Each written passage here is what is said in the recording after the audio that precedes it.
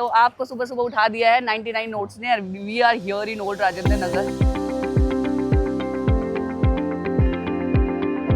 सबसे यादगार मोमेंट आपका ओल्ड राजेंद्र नगर में? यूपीएससी और चाय का कितना योगदान है? एक इम्पोर्टेंट हिस्सा है पूरी यूपीएससी प्रिपरेशन का चाय। रोए थे वर्ल्ड when कप में India बहुत इमोशनल बात कर दी आपने। हाइट और प्रीलिम्स मेरे लिए सबसे बड़ा बैरियर बनता जा रहा था। ऐसे मैंने प्रीलिम्स के पहले नहीं प्रैक्टिस किया था, पढ़ा भी नहीं था कुछ उसके बारे में। टफ वो था कि जो हॉल है इंटरव्यू हॉल, वहाँ के सामने कुर्सी लगी होती है, वहाँ आपको 10 मिनट बैठना होता है जब पुराने कैंडिडेट का इंटरव्यू चल रहा होता है। वो टफ था। घुसते ही उन्होंने बोला कि this is a short conversation, so be relax, don't be so hyper and all.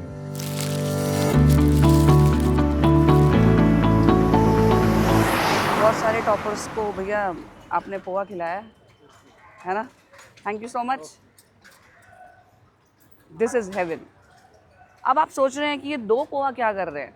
एक तो मेरे लिए, मतलब चलो मैं अपना इंट्रोडक्शन दे ही देती हूँ। Hi, my name is Nikita and welcome to 99 notes. और दूसरा है हमारे टॉपर के लिए ऋषभ भट्ट। हम हैं ओल्ड राजेंद्र नगर की गलियों में और हम बहुत सारी कॉन्वर्सेशन करने वाले हैं। उनकी पुरानी यादें सारी ताज़ा होंगी आज। सो ऋषभ जी, पोहा बिल्कुल रेडी है आपके लिए। Thank you so much ma'am, very good morning. Good morning. तो आपको सुबह सुबह उठा दिया है 99 नोट्स ने। We are here in old Rajendra Nagar. तो कैसा लग रहा है? अब तो रैंक भी आ गई है, अब तो बर्डन भी नहीं है, पोहा खाते खाते टेंशन नहीं है। वैसे भी मुझे शेड्यूल चेंज करना है। I am not a morning person but in training I have to be morning person. बिल्कुल, और वो तो ट्रेनिंग भी बड़ी स्ट्रिक्ट होने वाली है। हाँ, वो मोस्ट प्रोबेबली एनपीए है तो वहाँ पे ट्रेनिंग स्ट्रिक्ट होनी ही है। तो cheers to poha, morning poha. आप भी टेस्ट करिए, शायद ओआरएन का पोहा पहली बार खा रही होंगी। नहीं, मैंने तो खाया है, पर आपने ज्यादा खाया होगा मुझे लग रहा है। कितना आपका फेवरेट है पोहा? पोहा मेरा फेवरेट नाश्ता है। तो यहाँ ओआरएन का ये जो एरिया, यहाँ पे चाय और वो पोहा, ये इसी से दिन चालू होता था। हाँ, थोड़ा लेट खाता था मैं क्योंकि लेट उठता था मैं। तो ओल्ड राजेंद्र नगर में कब आए आप? मैं यहाँ जनवरी से शिफ्ट हुआ। मेंस का रिजल्ट आया, लोगों ने बोला कि इंटरव्यू की प्रिपरेशन अच्छी होगी दिल्ली में, तो मैं जनवरी से यहाँ शिफ्ट हुआ। उसके पहले मैं लखनऊ में था। तो आपने कम समय ही बिताया यहाँ पे? हाँ, 3-4 महीने। बट जैसा कि लोग बोलते हैं दिल्ली के बारे में, उतनी सही जगह है नहीं, बट मुझे तो बहुत पसंद आ रही है। मैं और जगहों पे होम सिक होता हूँ but in Delhi I am not home sick. अच्छा, so I am liking it. तो आपकी टू गो प्लेस यहाँ पे कौन सी है apart from poha of course? ओआरएन में एक वो सर्कल है अग्रवाल स्वीट हाउस के पास, जहाँ पे टी है, गणेश टी करके, वहाँ पे मैं फ्रिक्वेंटली विजिट करता था। उसके अलावा उसके आगे उसके बगल में थैलेसरी रेस्टोरेंट है, वहाँ पे मैंने वहाँ का फूड मुझे बहुत पसंद था। हाँ, तो रहा तो मैं 3 ही महीने, बट मैंने एक्सप्लोर काफ़ी कुछ किया। तो क्या यारों दोस्तों के साथ आते हो? कैसे आते थे? या फिर ज़्यादा स्ट्रेस हो रहा है तब आ रहे हो? मतलब जब आप अपने रूम से बाहर निकलते थे, कौन से कारण होते थे वो? कभी कभी तो मैं मॉक देने आता था यहाँ पे, इंटरव्यूज़, तो उस समय आता था। उसके अलावा मैं दोस्तों के साथ आता था। कुछ कॉलेज के दोस्त मेरे यहाँ ऑलरेडी रह रहे हैं, प्रिपरेशन कर रहे हैं, तो वही जब डाउन फील करना होता या फिर डाउन फील होता मुझे, तो फिर मैं विजिट करता था रिजुवेनेट होने के लिए। तो यहाँ पे जब ओआरएन आए तो आप पीजी में थे या फिर दोस्त के साथ थे? कहाँ रहते थे? नहीं, मैंने फ्लैट लिया था। अच्छा। क्योंकि मेरे पास टाइम बहुत ज़्यादा नहीं था। इंटरव्यूज़ 2 जनवरी से चालू हो गए थे, तो मुझे जल्दी जल्दी सब कुछ करना था। तो मैंने आते ही ब्रोकर और इन सब से बात करके एक फ्लैट लिया और तब शिफ्ट हो गया मैं। तो जैसे आप अगर यहाँ पे थे तो आपका एक महीने का खर्चा लगभग कितना होता था? Around 13,000 was rent. अच्छा। और उसके अलावा खाना पीना चाय उन सब में मतलब ऑलरेडी अराउंड 20,000 हो जाता था। 20,000 हो जाता था। सबसे यादगार मोमेंट आपका ओल्ड राजेंद्र नगर में? सबसे यादगार मोमेंट अगर बोला जाए तो एक्चुअली मैं मॉक देने आता था और वहाँ पे इंटरव्यूज़ में कुछ पुराने ब्यूरोक्रेसी के लोग मिले थे, सेक्रेटरीज जो थे। अच्छा। उन्होंने काफ़ी अच्छा रिव्यू दिया था मुझे और उन्होंने बोला था कि टच में रहने के लिए। मेरे लिए बहुत बड़ी चीज़ थी क्योंकि मैं लोअर मिडिल क्लास से आता हूँ, भदोही जैसे डिस्ट्रिक्ट से आता हूँ, विलेज से आता हूँ, तो सेक्रेटरी से मिलना, उनसे बात करना और उनका admiration, that was very motivating, very inspiring for me. बहुत बढ़िया। तो आपने कभी ओल्ड राजेंद्र नगर में, क्योंकि मैंने तो बहुत कहानियां सुनी है, लड़ाई वगैरह ये सब बकैती देखी है? एक्चुअली मेरा टेन्योर यहाँ पे काफ़ी कम रहा, तो मैंने अच्छा अभी तक देखा नहीं, बट हाँ दूसरों को करते हुए देखा है। अच्छा। तो ऐसा कोई इंसिडेंट बताइए जहाँ पे मतलब लड़ाई, जैसे आपने संदीप भैया देखी होगी ना, वहाँ पे हाँ। यू नो थोड़ा क्रांतिकारी बन रहे हैं और पहले ही अपने आप को सिविल सर्वेंट कई लोग हाँ। समझते हैं और चीज़ों में कूदते हैं। तो ऐसा कुछ इंसिडेंट किसी का या अपना कुछ आपने एक्सपीरियंस किया हो? मैंने कई चीज़ें देखी यहाँ पे, जैसे कि एक वो जो एस्पिरेंस सीरीज की लाइन है कि अच्छा। आप तब तक नहीं हारते जब मतलब कुछ अंतर नहीं है सब कुछ झेल लेने में, और जब आप अंतिम ऊंचाई पे पहुँचते हैं। वो टैग सबके बुक्स पे हैं, सबकी लाइब्रेरी के अच्छा। केबिन्स पे हैं। उसके अलावा मतलब थोड़ा सा इंस्पिरेशनल है, लोगों ने अपनी बुक्स पे लिख रखा है कि you should know why you are here for, your parents are investing lot of money here. So लोग खुद को ऐसे मोटिवेट करने के लिए रखते हैं। मुझे पर लगता है पर्सनली कि ब्रेक्स आर वेरी इंपॉर्टेंट, और थोड़ा सा लिवली होकर पढ़ना चाहिए रदर देन कि घर वालों की इंस्पिरेशन है। आपका खुद का होना चाहिए। मुझे लगता है कि आप अंदर से अगर इंस्पायर्ड हैं, इंटरनल इंस्पिरेशन है आपका, तो आपको इन सब चीज़ों की ज़रूरत नहीं है। बिल्कुल। और इंसिडेंट्स मैंने बहुत ज़्यादा नोटिस नहीं किया, तो मेरे पास ऐसी कोई कहानी नहीं है, क्योंकि अगर और रहा होता मैं तो मेरे साथ शायद कहानियाँ होती। लेकिन और किसी और से सुनी हो, यार दोस्त से, क्योंकि यहाँ तो मैं भी एक्चुअली मैंने भी कभी ओल्ड राजेंद्र नगर में रही नहीं, हाँ लेकिन इतने लोगों से बात की है तो अलग अलग कहानियां सुनने को मिलती है और कई तो मुझे एक्चुअली ना मिथ भी लगती है, स्टोरीज भी लगती है। तो आपको जो मतलब आपको चल अनरियलिस्टिक स्टोरी लगती हो कि नहीं यार ये तो सच हो ही नहीं सकता, ऐसी भी कोई अगर आपके जहन में भी आ रही हो? कोई रेस्टोरेंट है, मैं वहाँ गया नहीं हूँ, वो बताते हैं अच्छा वहाँ पे कोई एक चेयर है, अच्छा। उस पे बैठ वो लकी है, उस पे बैठने पे आपका सिलेक्शन पक्का है, ऐसा मैंने सुना था तो दोस्तों आप से। बैठे हो? नहीं, मैं बैठा तो नहीं। अच्छा। तो बहुत बढ़िया। और यहाँ का फूड हाँ, अच्छा है, फूड तो स्ट्रीट फूड अच्छा है, मोमोज अच्छे हैं। हाँ, इसके पोहा उसके के अलावा अलावा हाँ बताइए। एक यूनिक चीज़ मैंने वारन में नोटिस करी कि यहाँ आपको हर जगह का फूड मिलेगा। मराठी फूड इज़ हाँ, वेरी गुड, बड़ा पाव, एंड देन उनका वो मिसल जो आता है। मिसल पाव। हाँ, मिसल पाव। और साउथ इंडियन बहुत अच्छा है, हाँ, डोसा, अप्पे बहुत अच्छे मिलते हैं यहाँ अप्पे पे। हो हाँ, दैट्स डिलीशियस। हाँ वो तो बहुत। तो फूड, दही बड़े वाले भी भैया तो हैं हाँ वो, आई वो मीन भी वो है। बहुत ही ऑर्गेनिक से और बहुत ही ओल्ड स्कूल वाले दही बड़े देते हैं जो हम हाँ मतलब पहले खाते थे। हाँ, मतलब एक वो मेरे देसी को बना हुआ है उनमें वो हाँ। चीज़ है। और एक चीज़ है कि डेली, ये तो नॉन डेली फूड हो गया, और जो डेली फूड है, जो छोले भटूरे है और पराठे, हाँ, मतलब दे आर वेरी डिलीशियस। मतलब स्ट्रीट फूड मैं कई जगह पे रहा, भोपाल रहा, कोटा रहा, बनारस रहा, स्ट्रीट फूड दिल्ली का वेरी बेस्ट, मतलब बेस्ट है। बिल्कुल। मैं एक्चुअली मैं गुड़गांव में रहती हूँ, सो मैं जब यहाँ पे खाना खाती हूँ या यहाँ पे एक तो टेस्ट हम्म बेस्ट होता है, प्लस मेरे को ना पॉकेट फ्रेंडली लगता है यहाँ का खाना। हाँ, इकोनॉमिकल है। गुड़गांव में food is very expensive, Gurgaon is expensive actually. So I find it very tasty and very pocket friendly. तो बिल्कुल सही बात है। ये बताइए, आपने तैयारी लखनऊ में की है जी। और आप यहाँ पे इंटरव्यू मॉक इंटरव्यू के लिए आप यहाँ हाँ, पे आए, मेनली मैं मॉक के लिए आया था। तो आपने यहाँ की भी माहौल देख लिया और आप घर पे अपनी प्रिपरेशन की है तो वो माहौल भी देख लिया। तो क्या प्रेफर करते हैं आपकी ओल्ड राजेंद्र नगर में, जैसे आप लोगों को भी देखते होंगे कि उनकी तैयारी में और घर में तैयारी में क्या फ़र्क है या कैसे करने चाहिए? मुझे लगता है कंपलसरी नहीं है वारन आना। एक्चुअली इंटरव्यू का फेज़ जो है वो ऐसा फेज़ है जहाँ आपको रेगुलर डिस्कशन करना है, रेगुलर लोगों के टच में रहना है। Mentors are very important for the interview. आपका प्रिपरेशन इस तरीके से नहीं हो सकता कि आप आइसोलेटेड रहें रूम में और वहाँ पे आप प्रिपरेशन कर रहे हैं, वहाँ पढ़ रहे हैं। तो इंटरव्यू के लिए वारन आना ही है, मतलब कंपलसरी लगा मुझे। उसके अलावा आप आ सकते हैं। आपने बात की डिफरेंस की, तो हाँ थोड़ा तो डिफरेंस रहता है। एक्चुअली यहाँ पे माहौल है, और उसके अलावा आपके पास कंटेंट ईजिली अवेलेबल है। और कहीं कहीं जो नहीं है वारन वगैरह में, वहाँ पे कहीं कहीं वो टच छोड़ देते हैं, मतलब हो सकता है कि आप उस माहौल में नहीं रह रहे हैं तो आपका वो टच चला जाता है। बट मुझे लगता है उसको आप सफिस कर सकते हैं with discussion with the friends who are preparing for it, who are serious. तो मुझे लगता है कि ऐसा कंपलसरी नहीं है। हर चीज़ के प्रोज और कॉन्स होते हैं, इसी तरह यहाँ रहने के भी प्रोज और कॉन्स हैं। मुझे क्या लगा, मैंने लाइब्रेरी जब ज्वाइन की, लोग कंफ्यूज हैं because men are vulnerable when they are provided with many choices. आपके पास चॉइसेस लिमिटेड रहेंगे तो वल्नरेबल नहीं रहेंगे। तो कंटेंट इतना सारा है, उसमें ऑथेंटिक कंटेंट चूज़ करना है, उसमें वो कंटेंट जो आपके लिए यूज़फुल है चूज़ करना इज़ वेरी टफ। तो ये कॉन्स लगा मुझे यहाँ का। अच्छा। हाँ, और बहुत सारा कन्फ्यूजन है। कभी कभी कुछ लोग के साथ होता है, सबके साथ नहीं होता, कि बहुत लोगों को देखते हैं हाँ। तो वो थोड़े से मीन्स वो स्ट्रेस में, हाँ, stress हो डिप्रेशन जाता है, में, हाँ कि इतने लोग प्रिपेयर कर रहे हैं, यही। सब अच्छे से कर रहे हैं, मेरा नहीं हो रहा है, तो वो उसको भी हैंडल करना यहाँ पे बड़ा टास्क है, but I think overall it is good.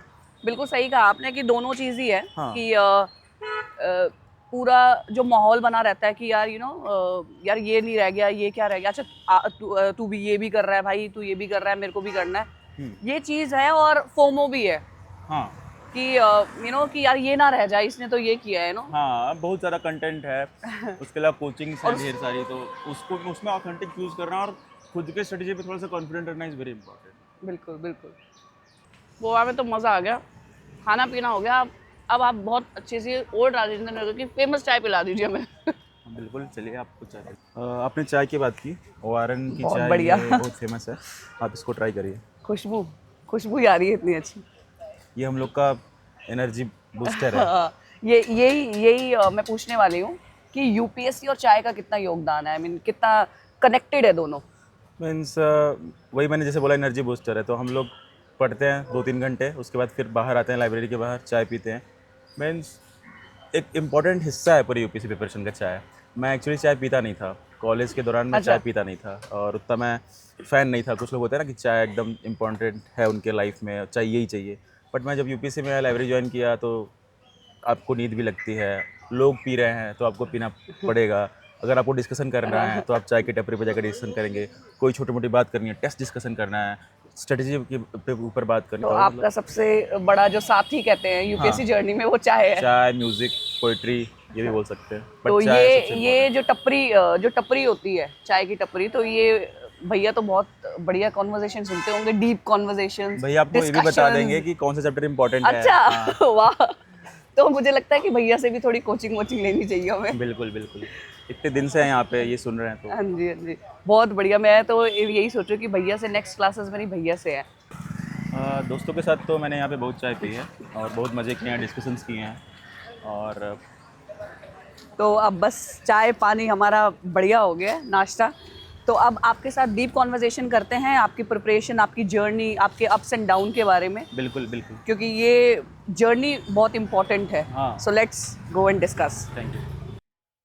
4 महीने तो आपके यहाँ ओआरएन में बहुत यादगार रहे हैं, जी। लेकिन अपब्रिंगिंग आपकी कहाँ हुई, बचपन कहाँ बीता आपका और कैसा रहा आपका बचपन? मैं भदोही से बिलॉन्ग करता हूँ, जो कि हम्म। एक छोटा-सा डिस्ट्रिक्ट है, यूपी का सबसे छोटा डिस्ट्रिक्ट है, बनारस और इलाहाबाद के बीच में है। तो मेरी अपब्रिंगिंग वहीं पे हुई है। गाँव गाँव से हूँ मैं और मेरे पिताजी टीचर थे। अच्छा। तो शुरू से ही उन्होंने मतलब 4 साल का था मैं, तब से ही उन्होंने किताबें पकड़ना चालू कर दिया अच्छा। और मैं छोटा था तभी से वो आगे के क्लासेस की मैथ्स, इंग्लिश, साइंस ये सब पढ़ाते रहते थे मुझे। तो शुरू से ही मतलब मेरा पढ़ाई के प्रति रुझान रहा और मुझे इंटरेस्ट भी था ये सब पढ़ने में। और फिर आईसीएसई बोर्ड में उन्होंने मेरा नाम लिखवाया कि वो समय के हिसाब से उनको पता था कि English medium is very important.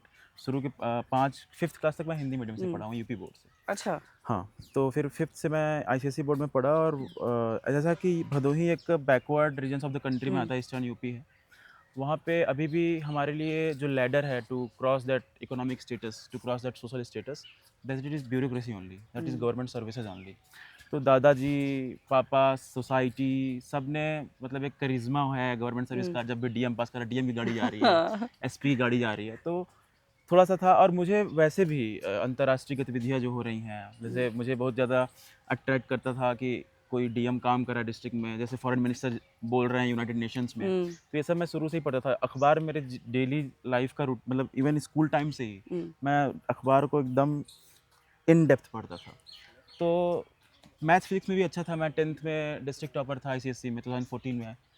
तो मैथ फिजिक्स अच्छा होने के कारण सब उस समय इंजीनियरिंग का क्रेज़ था और अभी भी है।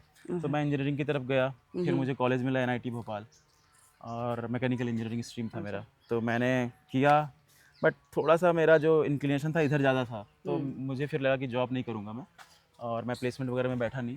और कॉलेज के लास्ट ईयर से ही मैंने मैंने नॉन यूपीएससी बुक्स तो पढ़ी जो कि नॉन फिक्शन है, जैसे कि इंडिया आफ्टर गांधी, उसके अलावा भी कई सारी बुक्स हैं, तो वो सब मैं पढ़ता रहता था। आईआर की बुक्स पढ़ता रहता था, but main focused UPSC preparation मैंने last year of the college से चालू की। अच्छा। और फिर वही मेरा ये तीसरा अटेम्प्ट था। शुरू के 2 अटेम्प्ट से मेरा प्रीलिम्स नहीं निकला, थर्ड अटेम्प्ट में फॉर्चुनेटली। तो जैसे आपने अपना ये बचपन का पूरा बताया कि पढ़ाई में आपको शुरू से ही रुचि थी और फैमिली भी उसी के पीछे थी, तो पढ़ाई के पीछे कभी पिटाई हुई?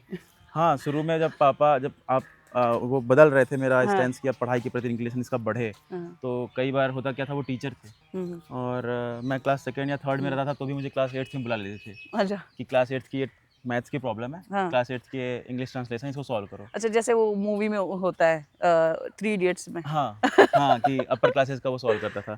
तो मैं कभी-कभी तो कर लेता था, पर था तो बच्चा ही, कभी रिवाइज़ नहीं किया, जो पापा ने पढ़ाया तो अगले दिन बुला लिए क्लास में, तो नहीं कर पाता था। आके फिर पिटाई होती थी मेरी कि क्या कर रहे हो तुम, मैं तुमको इतना पढ़ा रहा हूँ वो।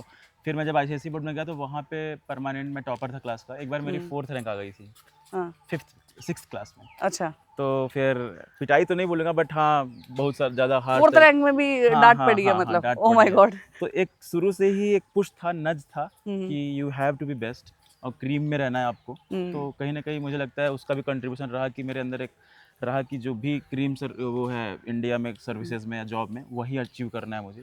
तो ये था। माँ का क्या रोल रहा? माँ का तो हर चीज़ में रोल होता है, बिल्कुल, इमोशनल बिल्कुल। सपोर्ट ले लो, हाँ, पिटाई भी माँ की तो कभी मार लगती ही नहीं है, हाँ। तो क्या कंट्रीब्यूशन रहा है उनका? माँ का तो सबसे बड़ा कंट्रीब्यूशन है। जैसे बोलते हैं कि माँ पहली गुरु होती है, पहली टीचर होती है बिल्कुल। किसी भी बच्चे की। और मेरी मम्मी सिंगरौली से बिलॉन्ग करती हैं, हम्म। एमपी से, हम्म। और हाउसवाइफ हैं। तो मैं काफ़ी अटैच भी हूँ उनसे इमोशनली, और कभी-कभी होम सिक भी हो जाता था मैं जब अच्छा। बाहर पढ़ाई-वढ़ाई के लिए रहता था। तो उन्होंने हमेशा मुझे इमोशनली, मोरली सपोर्ट किया है, हम्म। और कभी भी डाउन फील करना इवन ड्यूरिंग यूपीएससी प्रिपरेशन, तो मैं उन्हीं से बात करता था। वही मुझे बोलती थी कि तुम्हारा हो जाएगा, तुम अच्छे बच्चे रहे हो, हमेशा से भगवान साथ में है, hmm. You know Indian mothers. तो वो सब काफ़ी सपोर्ट रहा उनका, मतलब I am grateful to her. बिल्कुल, माँ का तो योगदान अनवेवरिंग है। तो यूपीएससी कब आपने सोचा कि यूपीएससी करना है, सिविल सर्विसेज की तैयारी करनी है, जो एग्जैक्ट एक होता है ना मोमेंट हुँ। कि नहीं यार, this is meant for me and I am going to do this, वो अ, कब आपको महसूस हुआ? हाँ, जैसा कि मैंने बताया आपको कि आईसीएसई बोर्ड में मेरा यूपी बोर्ड के बाद आईसीएसई बोर्ड में गया, मैं क्लास हम्म। 6th में ट्रांजिशन हुआ। हम्म। वहाँ पे भी जब पापा ने देखा, फैमिली वालों ने देखा, मेरा जॉइंट फैमिली है, बड़े पापा ने देखा कि हम्म। ये टॉप कर रहा है क्लासेस में, हिंदी मीडियम से जाके इंग्लिश मीडियम में अचानक टॉप करना उस समय के लिए बहुत एक बड़ी बड़ा बात है, टास्क ऑफ था। कोर्स। हाँ, हाँ, पूरा मीडियम चेंज करना। हाँ। तो स्कूल की मेरी प्रिंसिपल थी, उनसे भी मेरी बात होती थी, उनका नाम ब्रेंडा सैम है। तो उन्होंने भी मुझे मोटिवेशन दी कि you should go for government services and IAS and अच्छा। आईपीएस। फिर मैंने थोड़ा पढ़ा इन सब सर्विसेज के बारे में। तो मैं अगर एग्जैक्ट पॉइंट की बात करूं, जैसा आपने पूछा है, तो मैं बोलूँगा क्लास 10th में जब डिस्ट्रिक्ट टॉप किया, तो हाँ। मुझे लगा कि हाँ, मैं कर सकता हूँ। मतलब एक अंदर से कॉन्फिडेंस था, तब तक तो बाहर से नज था। हम्म। फिर एक अंदर से जो आया कि अगर पहला अचीवमेंट जो मिलता है बच्चे को, हम्म। क्लास में टॉप करना is a very different thing, district में टॉप करना is a very different thing. तो एक कॉन्फिडेंस आया कि हाँ, आई कैन डू। तो 10 से ही मैंने सोचा था कि I will go for it. वाह। और जो आपने ये जो अपनी टीचर मेंशन करी है, हाँ, तो अपनी रैंक के बाद उनसे मिलने गए आप मैं कल कि ही मैम उनसे आपने? मिलने जा रहा हूँ। अच्छा, मैं कल जा रहे हैं कल आप? जा रहा हूँ। अच्छा, कल अच्छा। स्कूल में बुलाया उन्होंने फेलिसिटेशन सेरेमनी के लिए, हम्म। और डिस्ट्रिक्ट के डीएम आ रहे हैं हम्म। कल, तो उन्होंने बुलाया, तो मेरी ट्रेन अभी शाम को ही है। हम्म। बहुत बढ़िया। तो जब आपने तैयारी करनी शुरू की, आपने डिसाइड कर लिया कि दिस इज व्हाट योर मतलब दिस इज योर गोल और आपको ये करना है, तो शुरुआत में आपकी फैमिली बैकग्राउंड में ऐसे कोई रहा नहीं रहा होगा इस सर्विस में, नहीं, नहीं, फैमिली बैकग्राउंड में तो कोई नहीं है। बिल्कुल आपके लिए नया। बिल्कुल नया था। तो इवन इंजीनियरिंग में भी पहला लड़का था मैं घर से, और इसमें भी। तो बिल्कुल ही ऐसा होता है कि एम्प्टी माइंडेड, कुछ समझ नहीं आ रहा, सब कुछ हुँ। नया है, कोई गाइडेंस के लिए नहीं है, तो शुरुआती जो कदम रखते हैं ना, मेरे को लगता है कि उसी में सबसे ज़्यादा स्ट्रगल होता है। हाँ। तो वो कैसे रखा आपने और क्या क्या चैलेंजेस आए, हाँ, और वो जर्नी, वो कदम रखने वाली जर्नी आप बताइए हमें। जैसे कि मैं कॉलेज में था, या मैं एनआईटी भोपाल में, हम्म। तो वहाँ पे एक्चुअली मेरे कॉलेज का ट्रेंड रहा है कि हर साल 5-6 लोग निकलते ही हैं। हम्म। तो 4th ईयर में जब लोगों की जॉब्स होने लगी मेरे पीयर हम्म। की, तो मुझे लगा कि मुझे भी थोड़ा इनिशिएट करना चाहिए जिधर साइड मुझे जाना है। हम्म। तो मैंने कोचिंग वगैरह का देखा, फिर मैंने हल्का फुल्का बुक्स वगैरह लेके चालू किया, नेट से सर्च किया, क्योंकि भोपाल जैसी सिटी में उतने रिसोर्सेज, उतने हम्म। मेंटर्स थे नहीं। और फिर सीनियर से काफ़ी हेल्प मिला मुझे। तो अच्छा। एक कोचिंग लोकल मैंने ज्वाइन भी की थी भोपाल में, हम्म। और सीनियर से काफ़ी हेल्प मिला। इवन कुछ मेरे स्कूल के सीनियर्स हैं, जैसे मैं मेंशन करूँगा नेम, शुभम मौर्य आईएएस हैं, अभी बंगाल कैडर में हैं। इन लोगों ने मुझे काफ़ी हेल्प की, काफ़ी गाइड किया। मुझे लगता है कि वहीं से चालू हुआ। हाँ, प्रॉब्लम हुई शुरू में, कोई घर में जो होता है तो वो अलग ही होता है गाइडेंस, बट हाँ, मुझे लगा कि यही जर्नी का पार्ट है, you have to tackle all these. तो बिगाड़ने में आपको कोई ऐसी बिगड़ने वाली हरकत की है जो दोस्तों का होता है ना, बिगाड़ने वाला योगदान? फॉर्चुनेटली ऐसा कुछ हुआ नहीं है, क्योंकि मतलब सारे सुधरे हुए दोस्त आपके। हाँ, दोस्त भी ऐसे ही हैं, और कुछ हैं भी तो मतलब आप, ऐसा नहीं है कि आप उनकी सारी हैबिट्स को फॉलो करें और आप उनको नज़ भी करते हैं कि यार ये छोड़ दो, तो रेदर वो मुझे बिगाड़ें, मैं उनको सुधारने की कोशिश करता अच्छा, हूँ। आप उल्टा उल्टा काम करें। हाँ। फिर भी ऐसा कौन सा कोई तो काम होगा अपनी लाइफ में, आपने कॉलेज टाइम में या ऐसा कुछ किया हो जिससे आपको अब जाके थोड़ी एम्बैरेसमेंट लगती होगी, यार ये नहीं करना था, कुछ ज्यादा ही जोश में आ गया समथिंग, ऐसा कुछ इंसिडेंट? एक्चुअली एनआईटी भोपाल जब मुझे मिला तो फर्स्ट ईयर में मैं, मतलब होता है ना कि आई एम नाउ क्रीम इन हाँ क्रीम, हाँ। और वो है स्काई लिमिट है, स्काई लिमिट है मेरे उसकी, टू मच कॉन्फिडेंस। हम्म। तो उसमें फर्स्ट ईयर में मैंने पढ़ा नहीं, और फर्स्ट ईयर में मैं दोस्तों के साथ घूमना, रात अच्छा में नाइट आउट करना, वो सब अच्छा। काफ़ी किया। तो फर्स्ट ईयर में मेरा जो तो वो मतलब था किए हैं एकेडमिक, हाँ ये सब ये किया चीज, है, बिल्कुल बंक किया भी है। करी है क्लास? बहुत सारी, मैंने फर्स्ट ईयर में अगर मैं गिनूँ तो मैं सिंगुलर डेज में क्लास गया हूँ। अच्छा। तो टीचर्स ही नहीं जानते थे मुझे कि हाँ हम्म ये है कोई मैकेनिकल का बच्चा। तो हम्म ये मैंने काफ़ी किया फर्स्ट ईयर में किया। फिर मुझे समझ में आया सेकंड ईयर में, जब रिजल्ट आया एकेडमिक, तो मुझे लगा नहीं यार, मैं अपना जो वो लाइन है हम्म क्रीम बच्चों में रहने का, टॉपर रहने का, वो मैं छोड़ रहा हूँ, वो टच जा रहा है। सेकंड ईयर में मुझे रियलाइजेशन हुआ, तो फिर मैं रिवर्ट कर गया, फिर थोड़ा मैकेनिकल इंजीनियरिंग मैंने पढ़ी।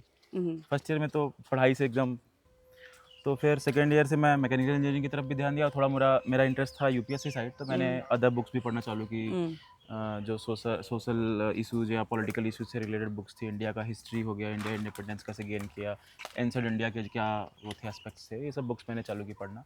फिर मैंने देखा कॉलेज में यूपीएससी वाले बच्चे तो हैं बहुत, तैयारी करना बहुत लोग चाहते हैं, बट एक कोई प्लेटफॉर्म नहीं है जहाँ वो डिस्कशन कर सकें, डिबेट कर सकें, चीज़ों पे डिस्कस कर सकें कि स्ट्रेटजी क्या रहनी चाहिए, ड्यूरिंग द कॉलेज क्या प्रिपरेशन करनी चाहिए, ग्रूमिंग कैसे करे personality, because UPSC is all about personality. Hmm तो मेरे एक सीनियर थे, विशाल चौरसिया थे, और एक मेरा पीयर था, मेरे ही बैच का था, विवेक मौर्य। हम लोगों ने एक सोसाइटी फॉर्म की वहाँ पे, अच्छा यूपीएससी क्लब। अच्छा। हाँ, तो उसमें हम लोगों ने फिर जूनियर्स को बताया, जूनियर्स आए ढेर सारे, कुछ सीनियर्स जुड़े, कुछ हमारे ही बैच के जुड़े। हम लोग फिर करंट इश्यूज़ पे काफ़ी डिस्कशन करते थे, जैसे उस समय भी वन नेशन वन इलेक्शन काफ़ी प्रोमिनेंट इशू हम्म। था। उस समय रोहिंग्या का इनकर्जन काफ़ी प्रोमिनेंट इशू था, फीमेल्स का पॉलिटिक्स में पार्टिसिपेशन। तो इन सब पे कहीं ना कहीं मुझे लगता है कि वहाँ पे मेरी पर्सनालिटी थोड़ी सी ओपन हुई, थोड़ी सी शार्प हुई, और उसने काफ़ी हेल्प किया मुझे यूपीएससी प्रिपरेशन में। फिर फोर्थ ईयर में जैसा मैंने बताया कि थोड़ा सा मैं फोकस तरीके से पढ़ने लगा यूपीएससी रिलेटेड चीज़ें, और फिर वहाँ से मेरा था कि प्लेसमेंट नहीं लेना है, मुझे नहीं करना है जॉब, मुझे डायरेक्ट यूपीएससी साइड जाना है। फिर मैं लखनऊ आ गया। लखनऊ में मेरे एल्डर ब्रदर रहते हैं, डॉक्टर हैं वो, अच्छा। अभिषेक भट्ट नाम है उनका। हम्म उनके साथ मैं रहा, उन्होंने भी मेरी पर्सनालिटी में काफ़ी हेल्प किया। थोड़ा सा अंडर कॉन्फिडेंट था मैं, इंट्रोवर्ट पर्सनालिटी है मेरी, तो उन्होंने काफ़ी हेल्प किया वो चेंज करने में और कॉन्फिडेंस ले आने में कि you are always and brightest guy in school in college, why are you under confident about your तो परफॉर्मेंस। कितना कितना टफ होता है ऐसे अपनी पर्सनालिटी, जैसे इंट्रोवर्ट से थोड़ा सा एक्सप्रेसिव होने में, हाँ हाँ कितना कितना डिफिकल्ट है ये? हाँ, डिफ़िकल्ट तो है, बट वही है कि अगर आपके पास एक नज़िंग है परमानेंट, कोई अच्छा। आपको वो शेप कर रहा है एज़ ए मेंटर, तो वो आसान हो जाता है। जैसे वो डॉक्टर कम्युनिटी से हैं, तो डॉक्टर कम्युनिटी से उन्होंने मुझे रेगुलर मिलाना चालू किया। मैं अच्छा जाके सीनियर डॉक्टर से डिस्कशन करता था। अच्छा। हल्का-फुल्का हम लोग हेल्थ के बारे में भी पढ़ते हैं, hmm. Covid, Covishield, biotechnology and all. Hmm. तो कहीं न कहीं वहाँ से मेरा जो इंट्रोवर्ट वाली पर्सनैलिटी है, थोड़ी-सी चेंज हुई। थोड़ा-सा मैं ओपन अप हुआ, लूज़न अप हुआ अपने बातों में, कम्युनिकेशन में, तो वो काफ़ी हेल्प तभी किया। अपने एक्सपीरियंस की वजह से आपने वो क्लब हाँ, बनाया, तो वो अभी भी है? हाँ, वो क्लब है अभी। अच्छा। हाँ, और इवन मेरा सिलेक्शन हुआ, जूनियर से थोड़ा हाँ। सा टच कोविड के कारण डिस्कनेक्ट हो गया था, तो जब मेरा सिलेक्शन हुआ तो जूनियर्स के मैसेज आए कि बॉस, बॉस बोलते हैं हम लोग के यहाँ सीनियर्स अच्छा। को हाँ, ये कि मैंने सुना है कि इंजीनियरिंग में हाँ, बॉस बोलते बॉस हैं। बोलते हाँ, हैं। तो उन्होंने बोला कि आपका थर्ड ईयर से ही कंसिस्टेंसी रही, शायद कहीं हाँ। न कहीं इस कारण से हुआ। आपने शुरू से ही थोड़ा यूपीएससी का वो किया था, हम लोग को बताया था कैसे क्या करना है, आपने हमसे भी नॉलेज का आदान-प्रदान किया था। तो वो काफ़ी खुश थे जूनियर्स, और they are like being motivated by my performance, and I am grateful to all. तो पढ़ाई और इन सब के अलावा और क्या, किस चीज़ में रुचि है आपकी एक्स्ट्रा करिकुलर में? शुरू से ही मैं क्रिकेट का बहुत बड़ा फ़ैन हूँ, अच्छा। खेलता हूँ। तो क्रिकेट कहाँ से कब कब से शौक आपको आया क्रिकेट का? हाँ, you know cricket is like religion in India, और तो गांव में था मैं, वहाँ पे लोग क्रिकेट ही खेलते थे। समर वेकेशन पूरा हम लोग का क्रिकेट में जाता था, तो वहीं से शौक़ आया। और पापा लोग भी क्रिकेट खेलते थे, बट वो लोग पढ़ने के लिए बोलते थे कि पढ़ाई करो, क्रिकेट विकेट में ज़्यादा मत इन्वॉल्व हो। बट जैसा कि मैंने बताया ना कि एल्डर ब्रदर मेरे थे, वो बहुत शौकीन थे क्रिकेट के, अभिषेक भट्ट।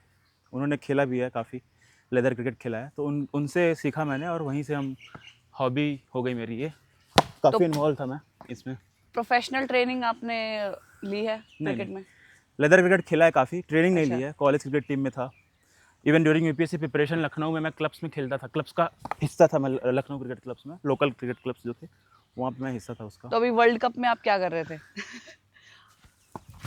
रोए थे वर्ल्ड कप व्हेन में इंडिया बहुत लॉस? इमोशनल बात कर दिया आपने। बिल्कुल। अच्छा था परफॉर्मेंस। मेंस के बाद जो मैचेस थे, मेंस के समय भी कुछ मैचेस थे वो मैंने देखे नहीं थे, मेंस के बाद जो मैचेस थे वो मैंने देखे थे। और फाइनल में बहुत दुख हुआ, मतलब हम लोग खूब सारा सेलिब्रेशन के लिए सारी चीज़ें ले आए थे, पूरे फैमिली, इवन गांव के लोग आके देख रहे थे। बट होता है, मतलब हार जीत तो गेम का पार्ट है।